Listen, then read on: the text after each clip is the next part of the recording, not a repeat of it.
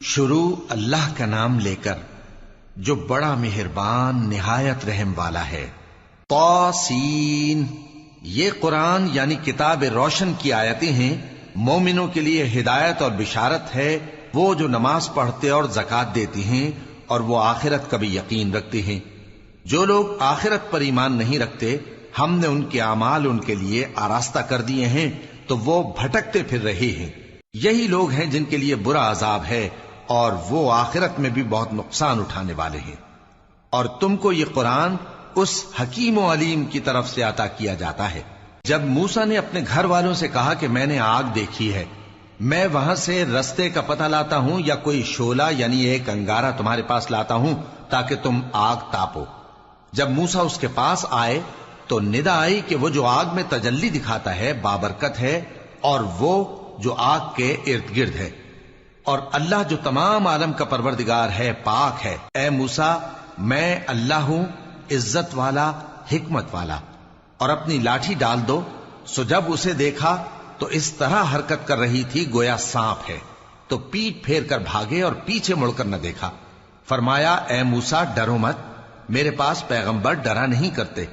ہاں، جس نے ظلم کیا پھر برائی کے بعد اسے نیکی سے بدل دیا تو میں بخشنے والا مہربان ہوں۔ اور اپنا ہاتھ اپنے گریبان میں ڈالو، بے عیب سفید و روشن نکلے گا۔ ان 2 معجزوں کے ساتھ جو 9 معجزوں میں داخل ہیں فرعون اور اس کی قوم کے پاس جاؤ کہ وہ بدکردار لوگ ہیں۔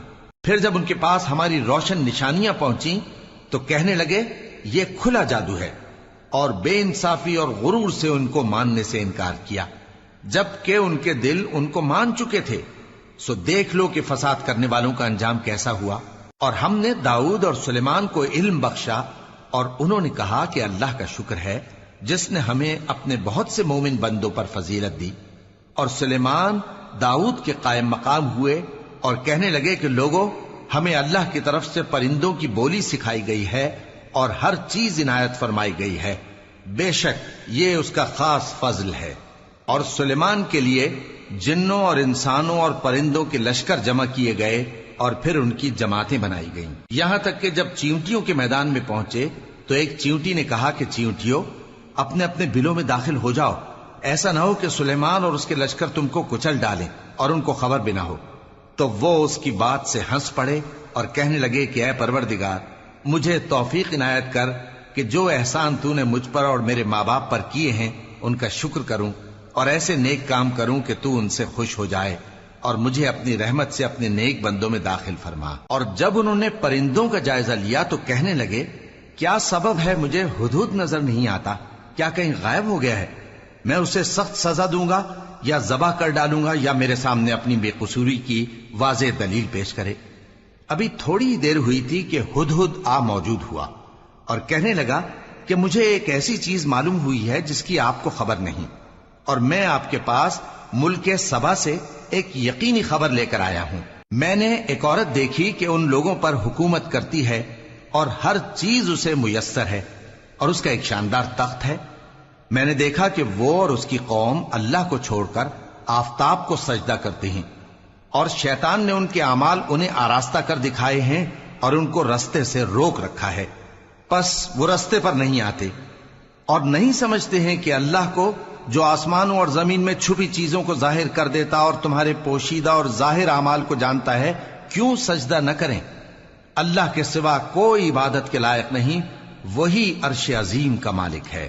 سلیمان نے کہا اچھا، ہم دیکھیں گے تو نے سچ کہا ہے یا تو جھوٹا ہے۔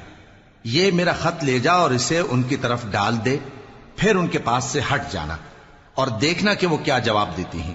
ملکہ نے کہا کہ دربار والو، مجھ تک ایک نامہ گرامی پہنچایا گیا ہے، وہ سلیمان کی طرف سے ہے، اور مضمون یہ ہے کہ شروع اللہ کا نام لے کر جو بڑا مہربان نہایت رحم والا ہے، بعد اس کے یہ کہ مجھ سے سرکشی نہ کرو اور مطیع و فرمانبردار ہو کر میرے پاس چلے آؤ۔ خط سنا کر کہنے لگی کہ اے اہل دربار، میرے اس معاملے میں مجھے مشورہ دو، جب تک کہ تم حاضر نہ ہو اور صلاح نہ دو میں کسی کام کا فیصلہ نہیں کیا کرتی۔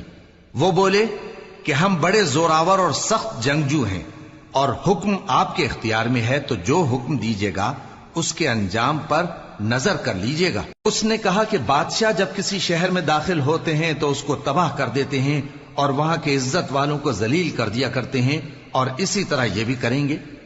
और मैं इनकी तरफ कुछ तोहफा भेजती हूं और देखती हूं कि कासिद क्या जवाब लाते हैं।